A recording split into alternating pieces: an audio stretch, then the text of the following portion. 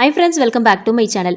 நல்ல சுட சுட பூ மாதிரி இட்லிக்கு இந்த மாதிரி ஒரு தடவை சட்னி அரைச்சி கொடுத்து பாருங்கள். எப்பயும் சாப்பிட்ற இட்லியை விட எக்ஸ்ட்ரா கணக்கே இல்லாமல் சாப்பிட்டுட்டு போவாங்க. இந்த ரெசிபியை பார்க்குறதுக்கு முன்னாடி ஃபர்ஸ்ட் டைம் சேனலை பார்க்குறீங்கன்னா ப்ளீஸ் சப்ஸ்கிரைப் பண்ணிட்டு பாருங்கள். பக்கத்தில் இருக்கிற பெல் ஐக்கனையும் சேர்த்து கிளிக் பண்ணி வச்சுக்கோங்க. அப்போ தான் நான் இந்த மாதிரியான ரெசிபிஸ்லாம் போஸ்ட் பண்ணும்போது உங்களுக்கு நோட்டிஃபிகேஷன் வரும், நீங்களும் மிஸ் பண்ணாமல் பார்க்க முடியும். இந்த ரெசிபியை எப்படி செய்யலான்றதை பார்க்கலாம் வாங்க.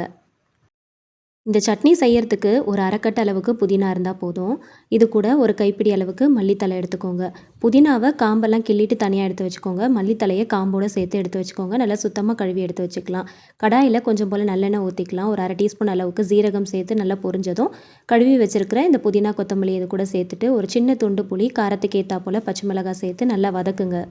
ஒரு கொத்து கருவேப்பிலை சேர்த்துக்கலாம். தேவையான அளவுக்கு கொஞ்சம் போல் உப்பு சேர்த்துக்கலாம். ஒரு 1/2 டீஸ்பூன் அளவுக்கு மட்டும் இஞ்சி பூண்டு பேஸ்ட்டு சேர்த்து ஓரளவுக்கு நல்லா பச்சை வாசனை போகிற அளவுக்கு வதக்கிக்கோங்க. இதை நல்லா ஆற வச்சுட்டு மிக்ஸி ஜாருக்கு மாற்றி கொஞ்சம் போல் தண்ணி விட்டு நல்லா கோர்ஸாக அரைச்சி எடுத்துக்கலாம். ரொம்ப ஸ்மூத்தாக அரைச்சிட்டா நல்லா இருக்காது. அதனால் நல்லா கொஞ்சம் கொரப்பாக இருக்கிற மாதிரி பார்த்து அரைச்சிக்கோங்க. சிம்பிளாக ஒரு தாளிப்பு போட்டு இது கூட சேர்த்துக்கலாம். நல்லெண்ணெய் ஊற்றி சூடானதும் கடுகு, உளுந்து, சீரகம், காஞ்ச வத்தல், கருவேப்பிலை சேர்த்து நல்லா தாளிச்சிட்டு இது கூட சேர்த்து நல்லா கலந்து விடுங்க. நல்லெண்ணெயிலேயே தாளிப்பும் போட்டுக்கோங்க. இது டேஸ்ட் ரொம்ப சூப்பராக இருக்கும். கண்டிப்பாக இந்த மாதிரி ஒரு தடவை செஞ்சு பாருங்கள். ஒவ்வொருத்தர் ஒவ்வொரு மாதிரி மெத்தடில் சட்னி அரைப்பாங்க.